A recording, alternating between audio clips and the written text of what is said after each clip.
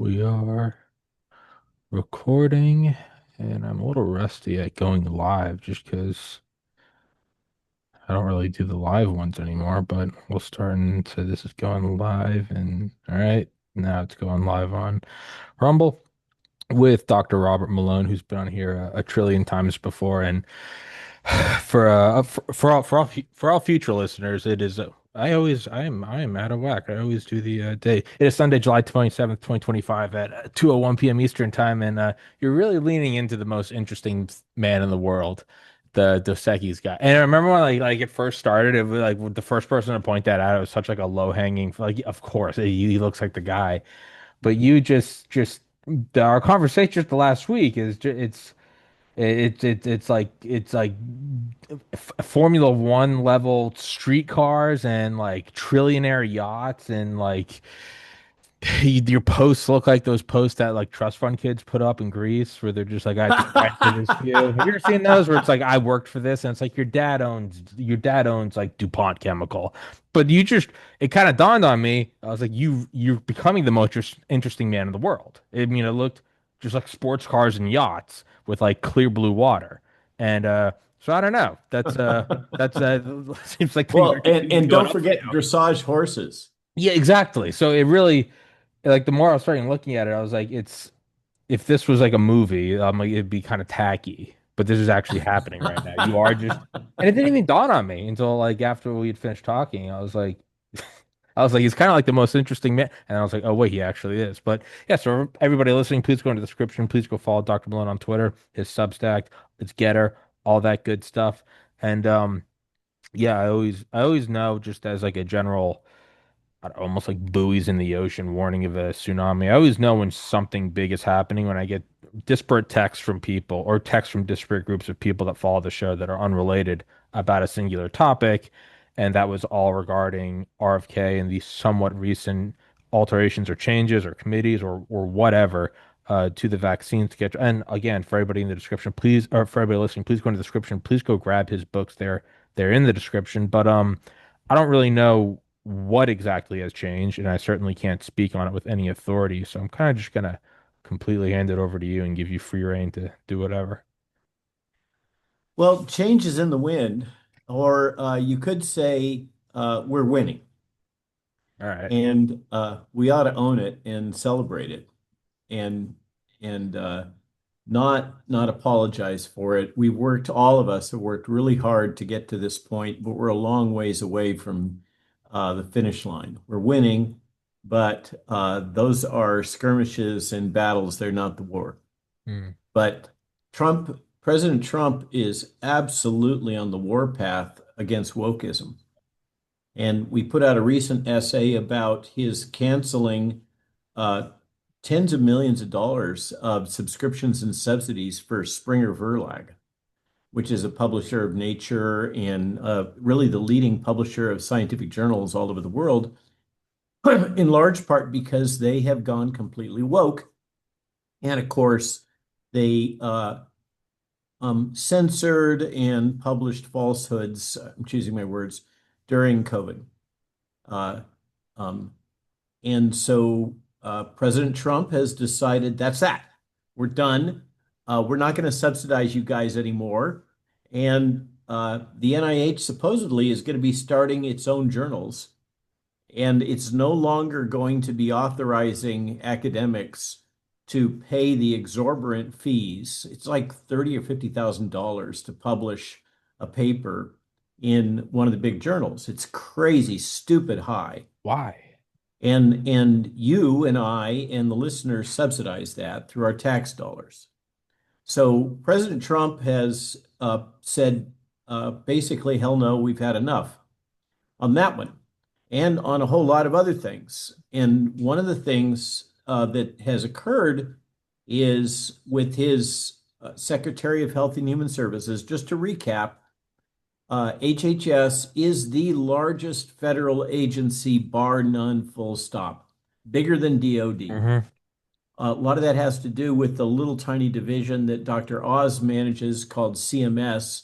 That's the Medicaid shop. Huge amount of money goes out the door for that. And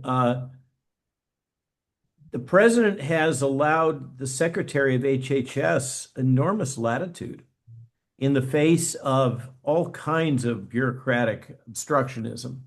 I can't tell you how it's just bad in every single agency, not to mention Tulsi and Cash, et cetera. All across the federal government, the resistance is enormous. And people are having crying sessions and all this kind of stuff. They've cranked up lawfare to overdrive, trying to stop any reductions in force, otherwise known as layoffs, or being made redundant. But the truth is that the layoffs associated with Doge and others in the federal workforce all are smaller than the ones that occurred under, drumroll, Bill Clinton. Hmm. Okay, so all of this crying about this, that, and the other thing, and how the government is being decimated. Well, what about your hero, Mr. Bill? And then, of course, there is the termination of the funding for the Corporation for Public Broadcasting, otherwise known as NPR and PBS, the firing of Stephen Colbert. I mean, it's just the pace has not slowed. We're getting, I think, a little bit numb to it. And on Hmm. Kennedy's part, he is taking on big food and winning. Remember that he pushed to try to get the sugar sodas out of the SNAP program. That's food stamps for those of you that are not DC acronym aficionados. And and the the big food and big soda, ergo Coca-Cola in particular, set up AstroTurf organizations that were paying conservative influencers $1,000 a tweet to say things like withdrawing sugar from Oh the yeah. SNAP program is an infringement of freedom to speech.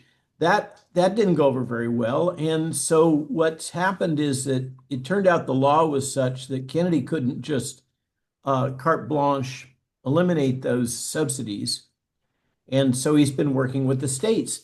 That's in very successfully. A number of states have eliminated the high sugar soda pops, et cetera, from their SNAP programs. Yay. I mean, I tell you, you mentioned that I was in Corfu in Italy. That's not coming out of my pocket, by the way. That was a close friend of mine who happens to also be a close friend of Bobby's.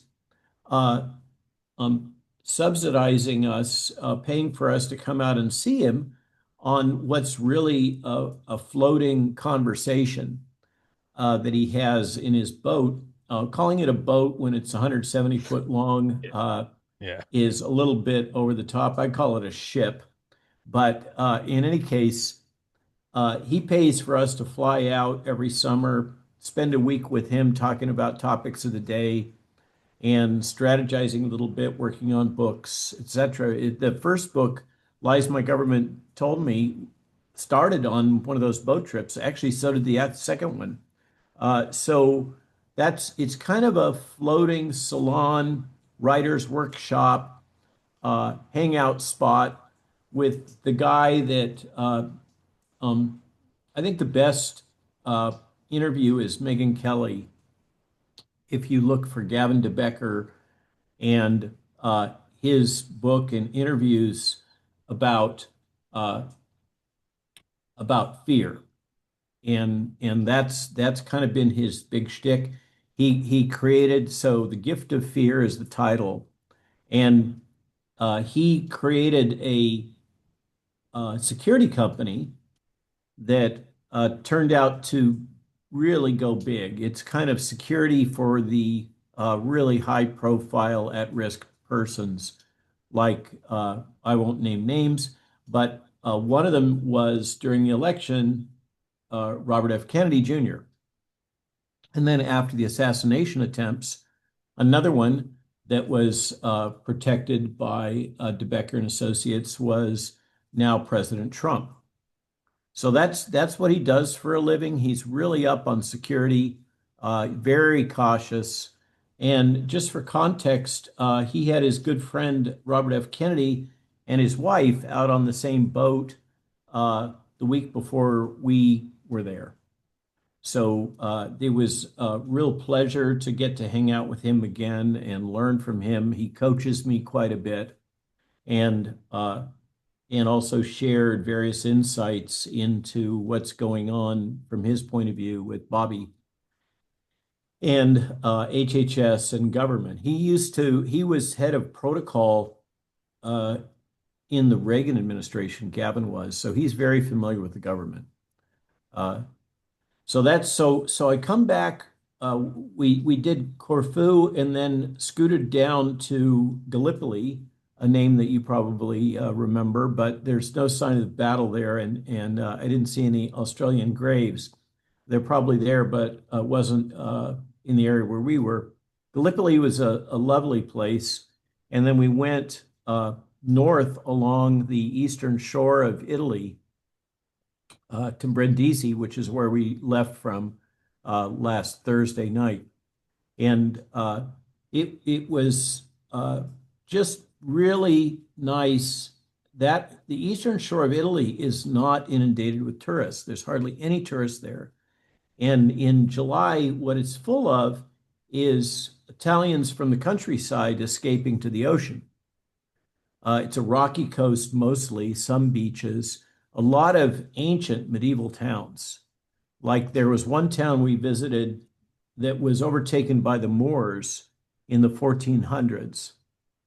And the Moors, which is to say Muslims, when they took over the town, they said, well, if you convert to the Muslim faith, then we'll spare your life. But if you're going to stay Christian, you're going to get beheaded. So there was something like 350 Christians that got beheaded on a single rock. Jeez. And a year and a half later, the Christians took the town over again. This is the kind of history that you find there. The town is, all the streets are narrow and paved with old marble, little tiny shops, uh, Italians out in young, old families, kids. It was just a fantastic thing to see. They all start coming out in the street about 7 p.m. And then they're still pouring into these towns at 11 p.m. at night. I mean, I don't know what their nightlife is and when they wake up in the morning, but it was more than I could tolerate.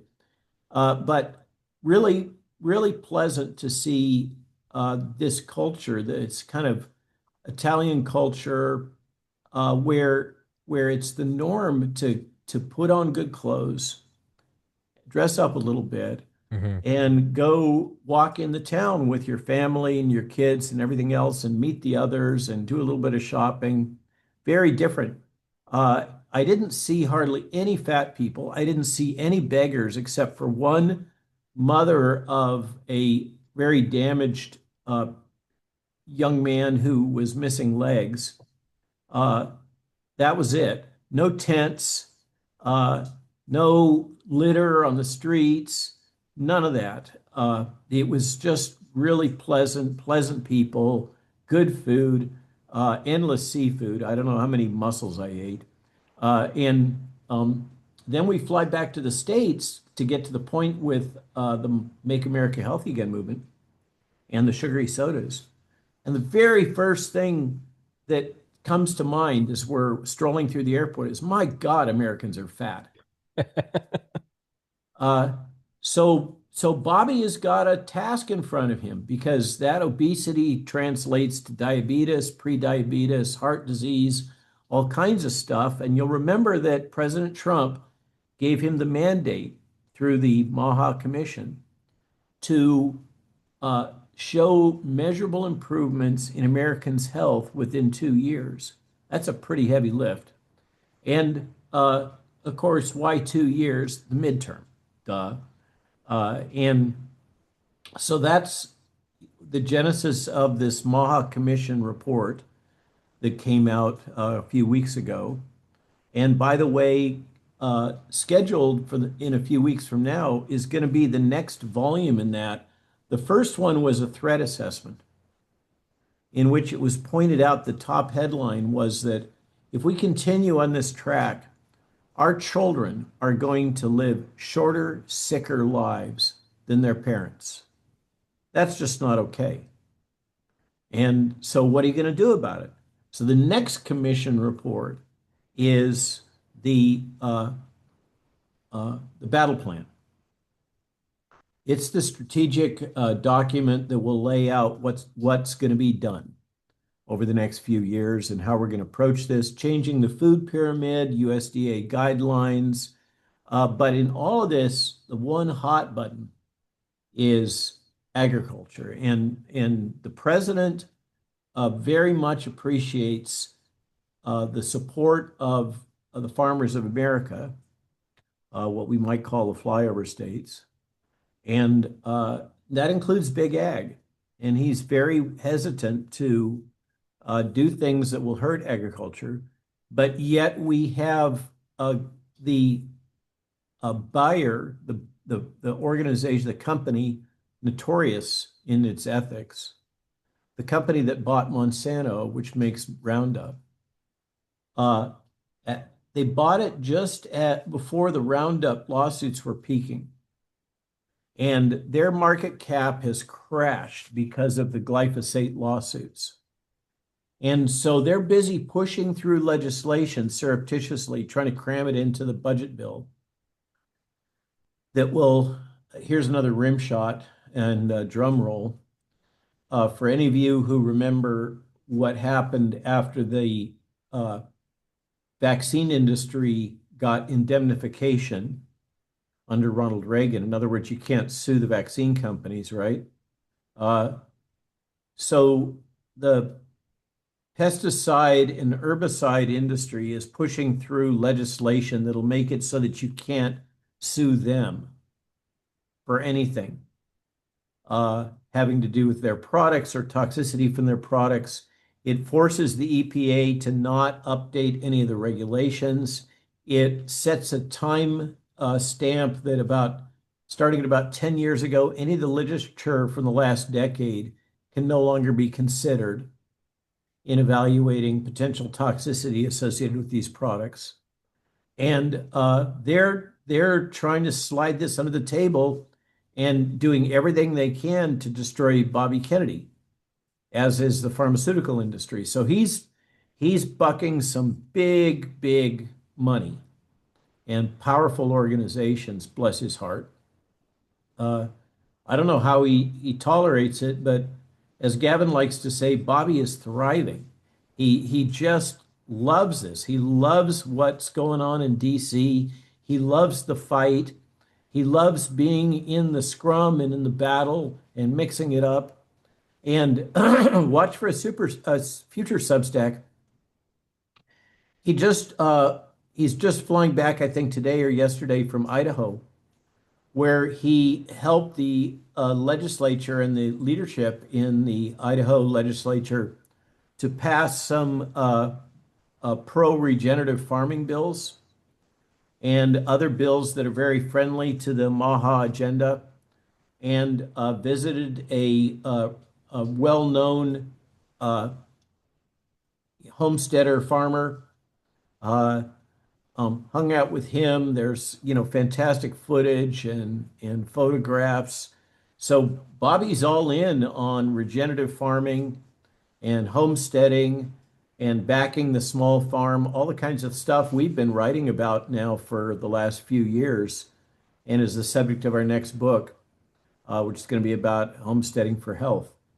So that's kind of a snapshot of where things are at. And then, of course, he retired this notoriously compromised organization called the Advisory Committee on Immunization Practices and appointed 8 new members, of which I was privileged to be put up as co-chair with Martin Koldorf as the chairperson. And the press just lost its cookies. There just was nonstop attacks on Bobby and particularly on me. My fellow ACIP members from this new group they like to joke that they're glad I'm on the ACIP because all the hate from the press goes at me instead of them. Lightning round. But uh, we're we're going to bring back a focus on data. We want integrity in the decision making for this federal advisory committee that has kind of grown too big for its britches over the years. It really shouldn't have this much power and influence, but it influences vaccine policy all over the world. And um, we're the secretary, and I understand the president backs him in this. We've been given free rein to revisit the pediatric vaccine schedule, to ask the hard questions, to insist on the data, all the stuff that hasn't been going on for years and years now lands in our lap, including, unfortunately, this recent authorization for children at high risk for severe COVID of the Moderna Spikevax product. And that's the next thing that we're going to have to deal with. I'm not very happy about it. Uh, but um, we're gonna insist that the FDA provide both us and the public with the information that was the basis for their decision. And in particular, we want to see what it is they mean when they say high-risk children. Well, what children are you actually talking about? Because pediatricians all over the United States are going to have to say, well, Mrs. Smith, little Johnny has fill in the blank condition, and therefore I'm recommending that he take this mRNA product because presumably there's some data somewhere showing that for little Johnny with his pre-existing condition, the risk benefit ratio favors taking the product again and again every year, as opposed to not. And a lot of us are pretty skeptical that that's the case, but we're going to give the FDA the opportunity to come clean and share with all of us what the data are that supports that decision, and then we'll make our determination about what we recommend to the CDC director. And to that end, we did make a key recommendation in the first round. We got mercury out of flu vaccines, including in children. And that the way it works with these FACA committees and the ACIP is that all they do is advise. They make a vote. There's, the press is there, it gets streamed. Everybody thinks it's a big deal, but in fact, the ACIP has it's a mouse that roared, but it's a little bit of a toothless mouse. None of its recommendations actually are put into effect until the director of the CDC signs off on them or not. And you might ask yourself, well, what happens if the Senate is slow walking the confirmation of the director of the CDC? Well, I was wondering the same thing. And then just recently, like last week, we found out the answer. The Secretary of HHS gets to make the call. And so Bobby got all of the press of finally getting thimerosal and mercury out of vaccines, in the flu vaccines in particular, which has been a hot button for him for, since he was still 30 something, I think, because of the water keepers and all of that he's been through. This has been a long standing issue for him, getting the mercury out of vaccines, and he's finally done it. So I'm glad to have some small role in enabling that. So there's your update. At a because you're not a myopic person. You don't have blinders on. At like the 100,000 foot level, does you'll have to excuse my lack of a more formal analogy, but me and my buddies are playing a game called Helldivers, where you're essentially futuristic Marines. You're deployed all over the galaxy. You're just fighting robots. It's run and gun, and we call it getting lost in the sauce when you stop doing objectives and you just get pinned down and you're just focusing on each target. In reality, if you pull up the map, you can find, because they're robots, you can find fabricators where they come out of. And if you can get your bearings about you and stop freaking out, you can actually go hit the fabricator. And once you start hitting those, well, now there's just a finite amount left. If you don't hit those, it'll go forever. You're just got lost in the sauce. And It's the we have to, Matrix. yeah, we have to remind ourselves, right? We're like, stop, we're pinned down. We got to start moving. The first Trump administration kind of seemed more like lost in the sauce, where it was they're just eating everything at once. It was like the military's bad and the CIA's bad, and also the news is fake, and Mexicans are rapists, and Rosie O'Donnell's fat, and like just every which way you turned, it just seemed like he was just getting punched in the face or stuff thrown at the back of his head. Now it seems. And you can always tell when this is the case because, like the game, it's less fantastic and lights up, but it's more methodical, and you can't really tell. But once it's over and it takes 30 minutes, you slowly start to see less and less and less. And then in hindsight, you can go, "Oh, there was a method to the madness. You guys were shutting down." It seems now more like it's less, and there's part of it is we've developed a sort of tolerance to the absurdity and the pearl clutching of the media from the first administration. But it seems now like it's more methodical. I mean, first thing is like button up the border. Next thing is like cut USAID, put Bobby in charge of HHS. All these things, this seems a lot more methodical and not just kind of bull in a china shop. It looks a lot more like it's not the bull jumping around, but 100 yards and over the hill is a guy with a bazooka. And it's like, yeah, give it a second. It's going to get it, and it's actually going to do a lot more damage in this scenario, damage being a good thing. Just from your kind of where you are, and again, writing something like Psy War, which is a much broader topic than just medicine. Do you get that? Am I completely off the mark? Does not seem like it's more of a methodical. I mean, just from something simple like get Americans less fat. Why? Well, it's like, well, that's a huge burden on the healthcare system, which has a much larger budget than the DoD. It just seems more like it's more of a methodical a USAID just going after that, firing this person, firing that person, ending these alliances. We're not paying for that. We're not doing this. It just seemed, it makes sense. I mean, it's his second term. They tried to kill him. He's a billionaire and he's in his 80s. Like every one of those on their own points to like, yeah, man, go for it. Who cares? But all four of them are like, yeah, go for it. Who cares? From where you're sitting and what you see, does it seem like that? Am I obviously I like Trump. Am I biased towards it? Am I like reading my own press release and I'm like, oh, this is all great. But does that question make sense at all?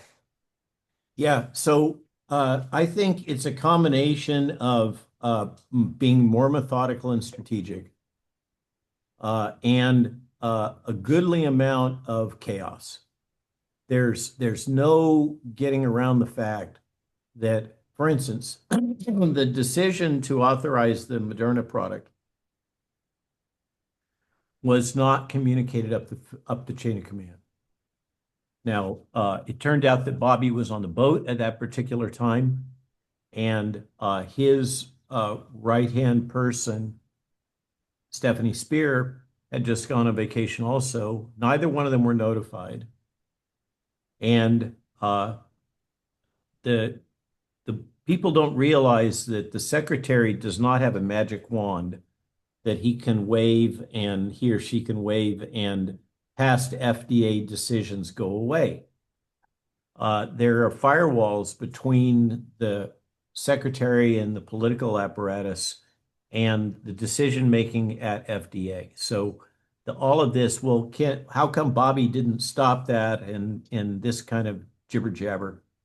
Uh, that's not the way the system works. And good thing too, because administrations change and we would have absolute chaos if it was anything otherwise. So, uh, but absolutely there was a failure to communicate. And that's a reference to Cool Hand Luke, in case you didn't get it. And uh, and whether this was cause and effect or not, as soon as Bobby got back, there was a major restructuring of leadership underneath him, chief of staff and deputy chief of staff, and that restructuring is ongoing right now. So after whatever it's been, 6 months or whatever, I think it's less than that. There's they've kind of done the trial run, the shakedown cruise. They've determined that they got to move around some of the positions. Some people have to find nice lobbyist jobs and no longer work for the administration. And I hear that that reorg has gone fairly well, but it's still a fair amount of chaos. As you'd expect, the bureaucracies, the existing structures within all of these HHS divisions and across the entire government is very biased towards the left. And they are not very happy about the changes that are happening, and they have all kinds of tricks to make it very hard to implement change, which is a big part of why I absolutely did not want an administrative position in this government. I'm very happy to serve in the ACIP. Um, I don't get paid. It's a voluntary position for all of us. We get a stipend of, wait for it, $250 a day for the 6 days that we're in Atlanta every year. And that is just a tiny fraction of all the work that we put in because there's subcommittees and Zoom calls. I mean, I had a stupid amount of Zoom calls when I was on the boat, ostensibly on vacation. But we have to, get the business done because we have another meeting coming up in September. So that's just the way it is. But for these line folks, like to give an example, Vinay Prasad, who is the director of the Center for Biologics Evaluation and Research. So he took Peter Marks's old job at FDA. And so he reports to Marty McCarty. And Vinay was the one that authorized the Moderna Spikevax product for high-risk children. And the base just blew up at him. But what they don't realize is that his people wanted a full authorization for the Pfizer product, the Moderna product, and the Novavax product before the termination of the emergency use authorization. As we all know, there's no longer a medical emergency, but they've somehow kicked the can down the road and kept the EUA open for the vaccine products. And they're looking to prepare for when that gets stopped. And the concern was that for high-risk children, there wouldn't be anything. And if the EUA terminates, and so they needed to authorize something.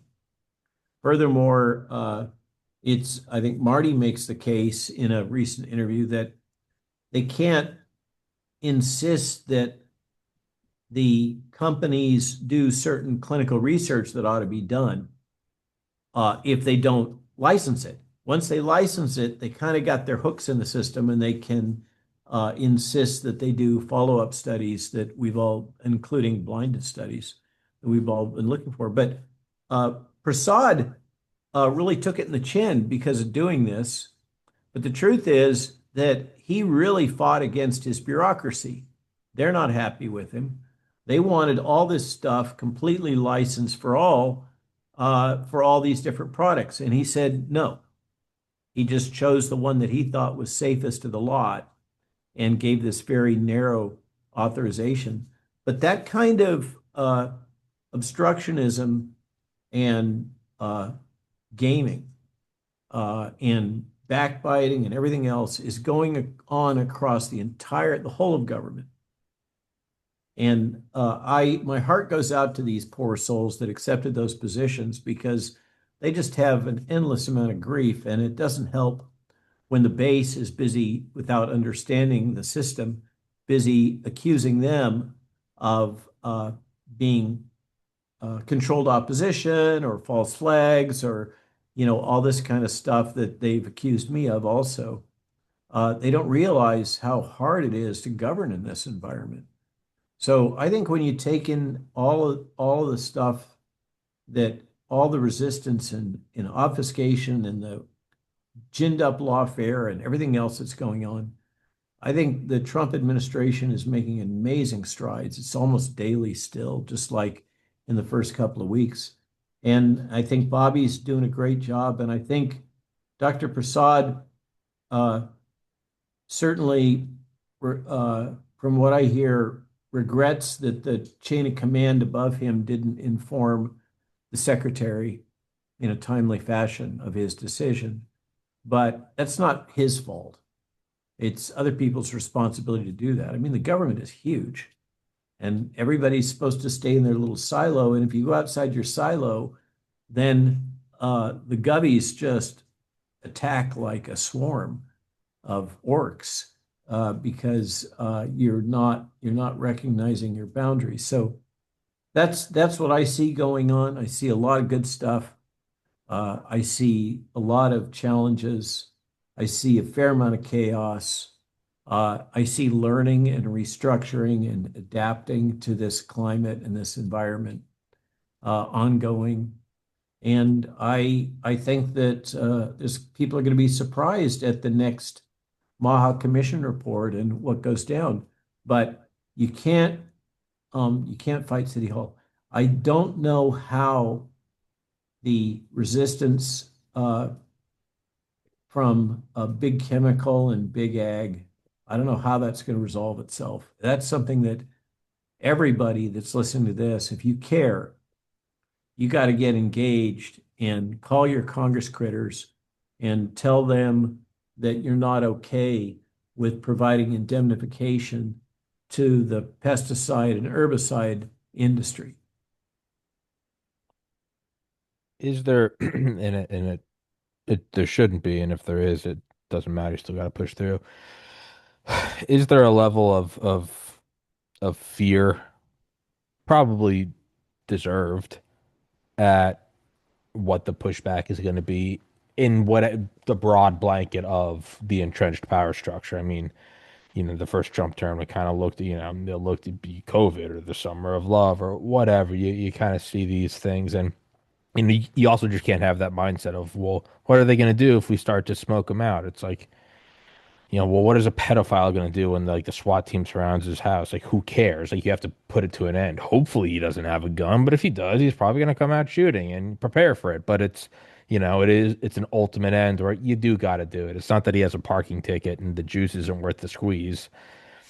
Is there some fear about what, and it doesn't, might think, well, then, what can big ag do? Well, I mean, I imagine if you really want to, you could engineer a famine or something, but that's not even it doesn't need to be that. When these things get so So large, is there fear?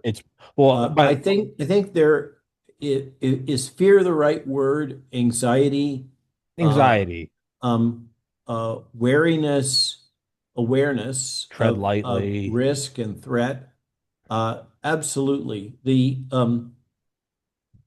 To illustrate the point, I talked earlier about the AstroTurf strategy of the soda.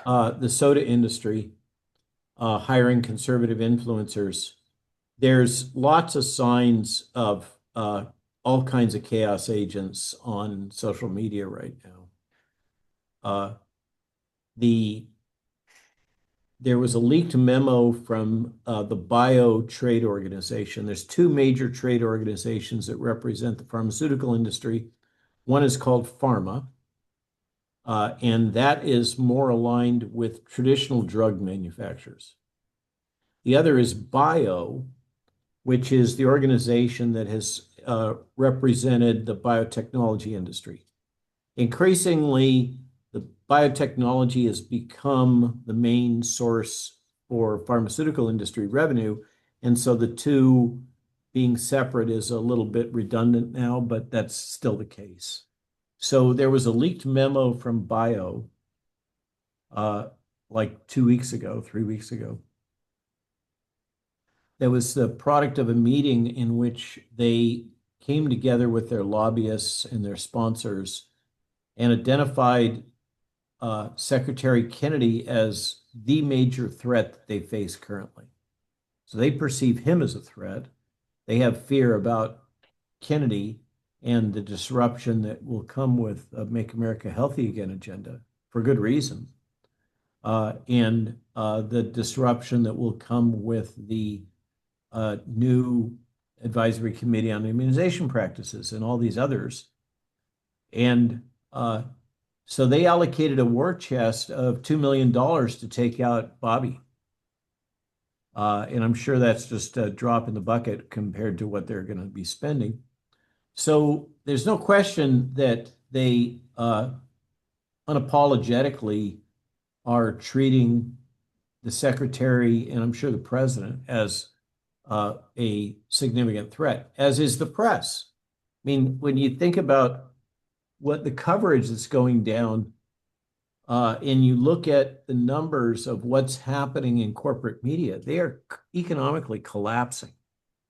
And they're stuck in a bizarre death spiral of chasing clicks and likes and engagement.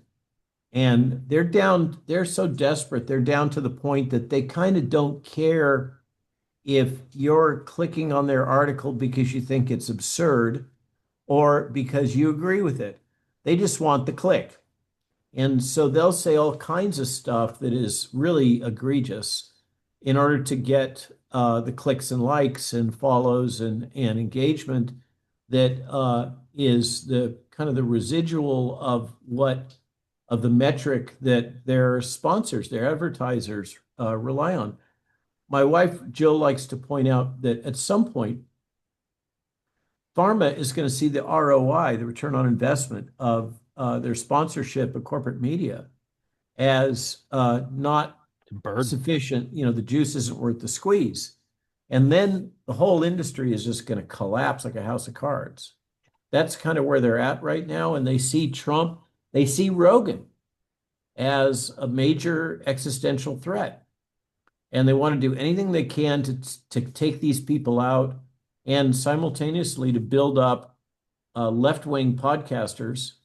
That's another trend that's happening right now on Substack and Spotify and everything else. But is there fear in the Trump administration? No, I don't see that.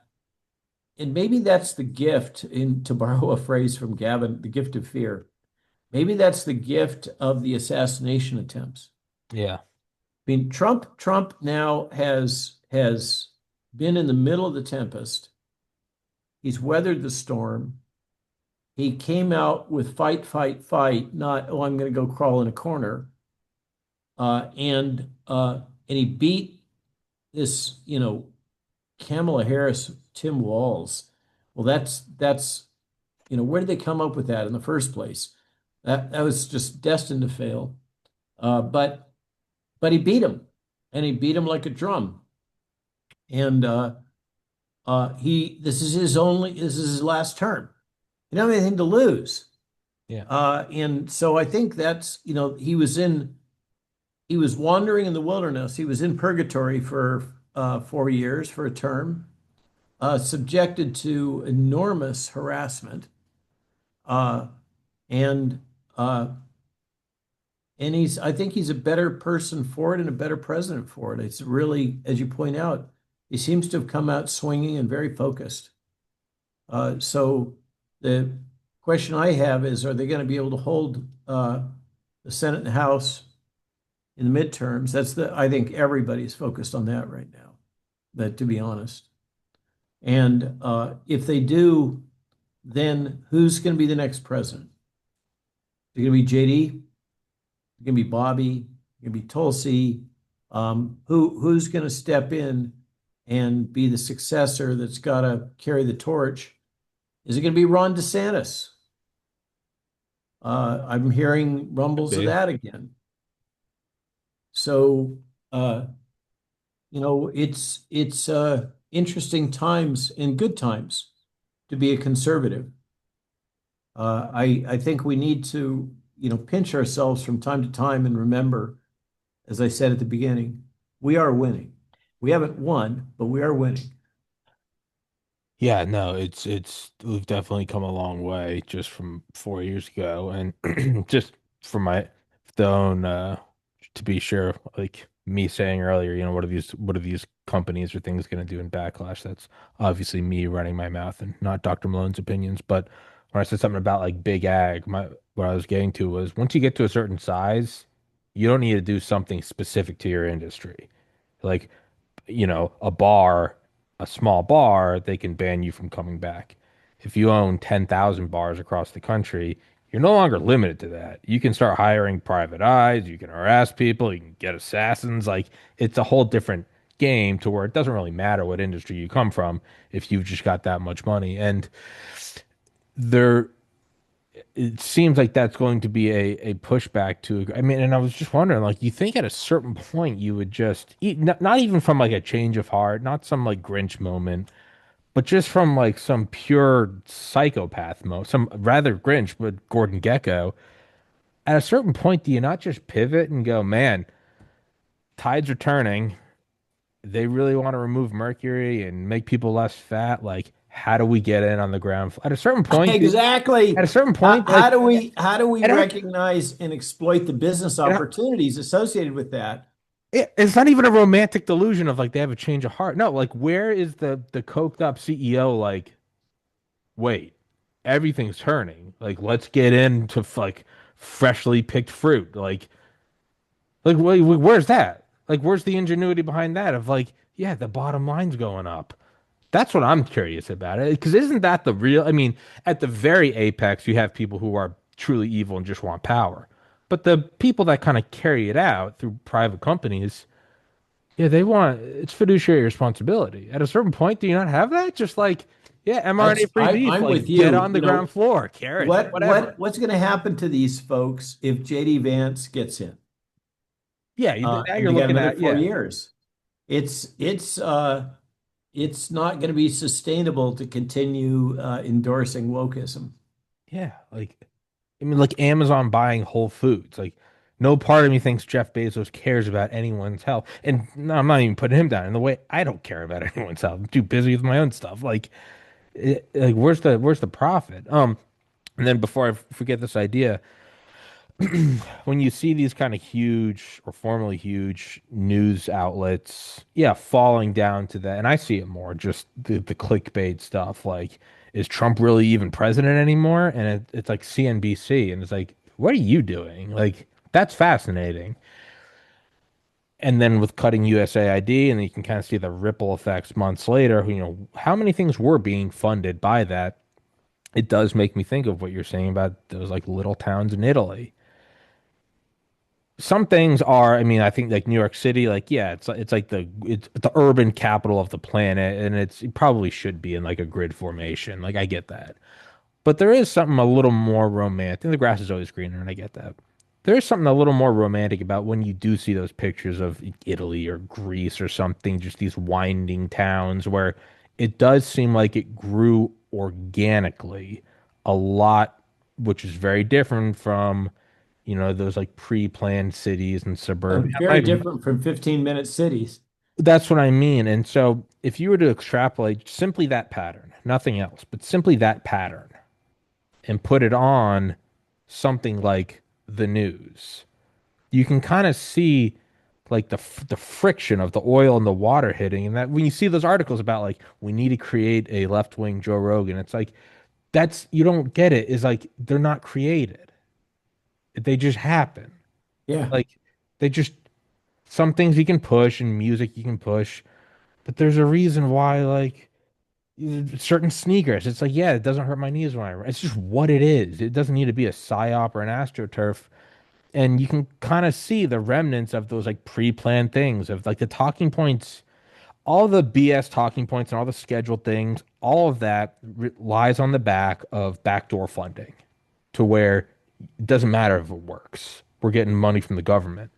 But when those things are cut, you do have to have these again, like these organically planned not or excuse me, unplanned cities that just kind of, well, why is that store shaped like that? And it's like, well, it's on the corner of it's on the curving end of a hill. Well, why is there a hill? I don't know. It's rock. We didn't remove it. And it's like, who planned this? Like, no one. It started 1500 years ago. It's just Yep. cobblestones and and just you almost can see the contrast to those pre-planned things and where they fall short without constant upkeep. And in this case, the upkeep is full spectrum control of the media and censorship, as well as backdoor funding and approved talking points. You kind of see it falling flat now that it was not a naturally occurring thing. Well, we, how many times do we have to run the experiment about central planning? I think infinite. I don't, I don't, It's like one of those memes where you start off with Marx and then something gets implemented and eventually everybody gets shot. yeah, And then the explanation is, well, that wasn't wasn't real real communism. communism. We'll Now try it we're going to again. try it with the real communism. Yeah. And around it goes again. Yeah.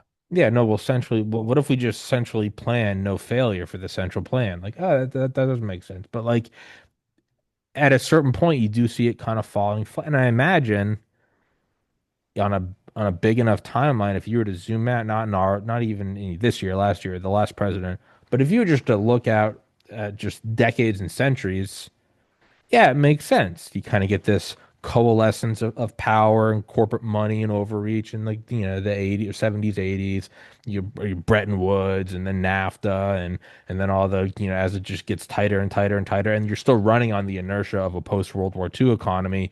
So the reality of your bad actions aren't hitting you because you still have all this momentum. Again, it's like 1990s America was kind of the trust fund kid. We weren't earning that. We had it. And then it sat there kind of bloated for like the 90s, 2000s. You saw a little more, '08 financial crisis, maybe 9/11, maybe COVID. But it's hitting a point now where it's like you're not Rockefeller 2, you're like Rockefeller 5. And like so now even your grandpa is actually just a shithead trust fund kid. Like the real guy isn't even there anymore to go talk to. He can't go talk to the original Carnegie and he smacks you around and tells you how to behave. It kind of seems like this bloated thing. All the corners were cut and it makes sense. It's money and deregulation. And now the rubber's hitting the road. And it's like these things don't work. And you can also only do them so many times before people just stop accepting it. And I imagine in 50 years, we'll look at what's happening in the Trump administration and accept it as like inevitable. Like, yeah, that was going to happen. It couldn't have not happened. Not really a question in there, just an observation. But yeah, it seems like right now what's happening is it's very big and it's very intense and we're in it. But if you were to really zoom out, it's probably no different than just like billiard balls kind of hitting the walls and just yeah, it makes sense. You can almost predict where it would go, Uh-huh. except it takes a century for the ball to move an inch, and so it's hard to tell. But I feel like that's what makes sense. And lastly is it also makes sense.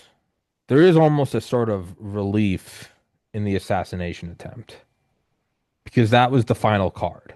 You said he was a Russian asset, and then you Mueller and all that, and then you said he's 34 felonies, and then you say he can't run because of X, Y, and Z. And when all of that happened, they finally went, all right, just blow his head off. And that didn't work. It seems like that was the final. So you have the true zealots that probably still want him dead. I think under that, you probably just have like a lot of CEOs or independently wealthy dudes that are like, hey, we gave it the old college try. Tide's turning. Looks like we just got to get on board with this whole healthy thing. Yeah, yeah, whatever. Mercury's bad. Start shorting Mercury. Yeah. Yeah, Well, to your point, the latest polling is showing from Rasmussen and others that the Democrat Party brand is at its lowest point ever in basically recorded polling. So uh, I think we have turned the tide. I personally feel like I've been rehabilitated a little bit politically. The other day, the topic of Wikipedia came up, and I looked up my wiki page, which is usually an exercise patience. in defamation.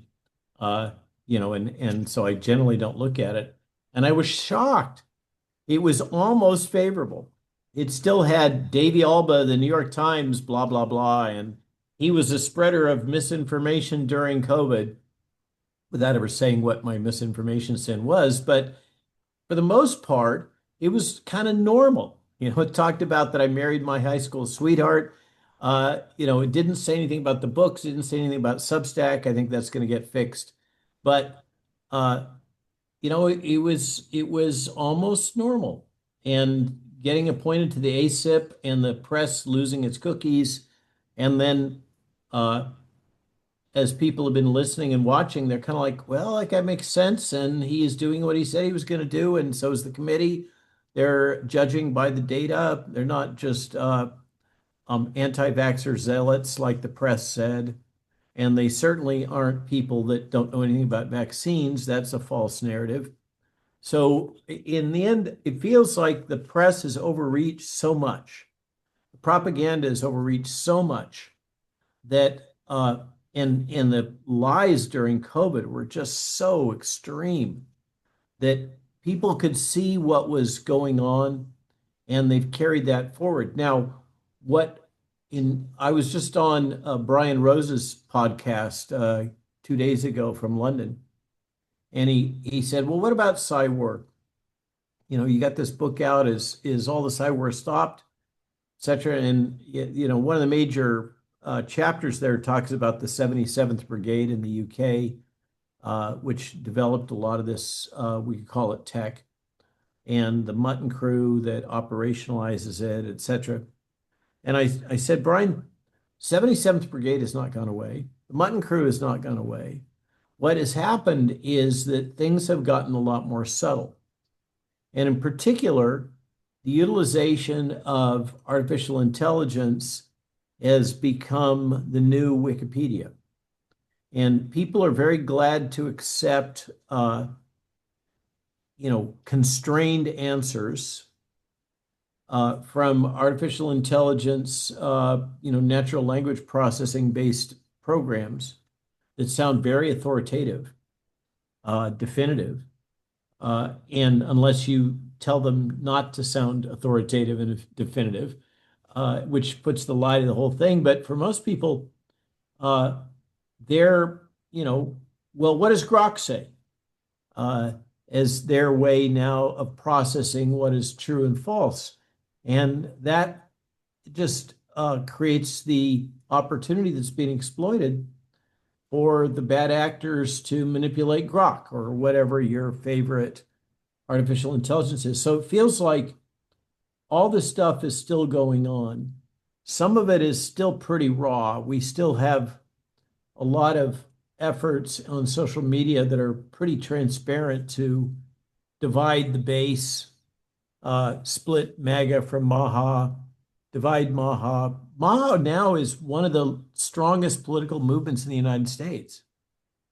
It's really gained a lot of traction and momentum, and it is a major threat to a variety of established interests. And so, what they're doing, it's clear, is they're hiring people to try to divide the base.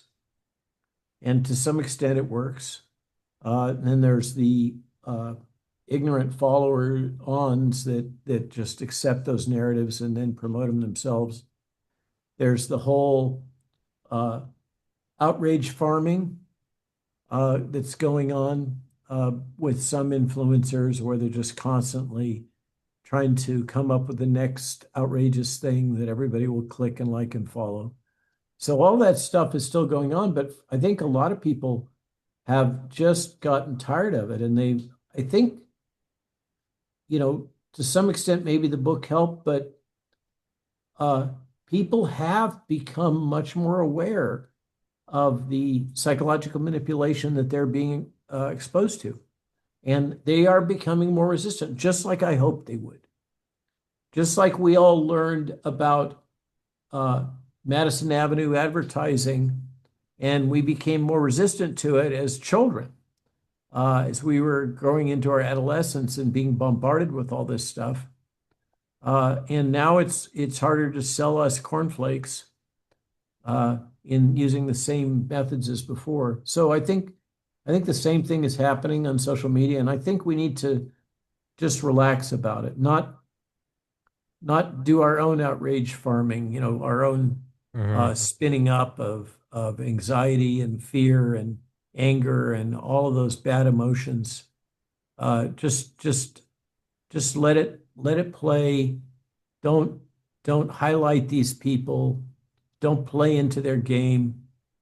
Uh, just stay balanced and uh, keep calm and carry on, right? I think we'll win. It's it's almost that like I was gonna say one of my favorite comedians, Duncan Trussell, who's my favorite quote of his is somewhere some poor fool without a phone is sitting next to a waterfall at a sunset, unaware of how scared he's supposed to be. That's a great one. I think the next best one by him is, excuse my French, human history really is essentially smaller and smaller concentric rings of assholes gatekeeping information who eventually fail. And then Yeah, it goes back in and it tightens yeah. up from Gutenberg or before that, just the written language. You can't talk to God, smaller and smaller and smaller. And so it makes sense that sort of the immune response to this would be right. It doesn't kill you, so people will learn from it. But it's also, and we'll wrap it up with this. It's that sort of somewhat, I don't know, it's a mixture of like excitement and exhaustion. But we're like when you read about, if you ever just listen to some, 30-hour audiobook about specifically the Pacific Theater in World War II, and it's just the supply lines and the deaths and just the trauma and chaos, and it's just nonstop. And like the ending, it eventually ends with Hiroshima and Nagasaki, and then it's finally like peace, and there's a moment of like put your feet up. But you can also you start to read, and it really is like out of a movie. It's always these guys in suits that are like, the job's not over. Like we're about to go toe to toe with the Soviets, and it's like, but we just finished, and it really is though. You go toe to toe with the Soviets, and the whole thing continues, and you got to get a breather and keep going. But or Fukuyama's thing, right? The whole end of history. And it's like that wasn't the case at all. So to me, there's this timid, like, yes, we're winning. Like I can't believe we're just from 4 years ago. And it's you're like, man, people are able to like spot, psyops easily. And it's like a meme now. It's the frog, and it's like I wake up, there's another psyop, or like there's a form. It's like permission slip from my mom. Like I'm ignoring this particular psyop. Thank you. Like I'm not doing this one. And it's like, okay, yeah, well, yeah, we get here. It's like, it's the end of the movie, the sun's shining. But and I don't know what it is, but the next thing's coming. Oh yeah. It seems to be something with AI and transhumanism and like brain hacking. AI, transhumanism, and drones. Drones and space exploration. I don't know. If you went back to like 1945 and you asked them, like they could probably feel Cold War was coming, but without the ability of hindsight, if we're time travelers, I think some smart guys would say like it's going to be nukes.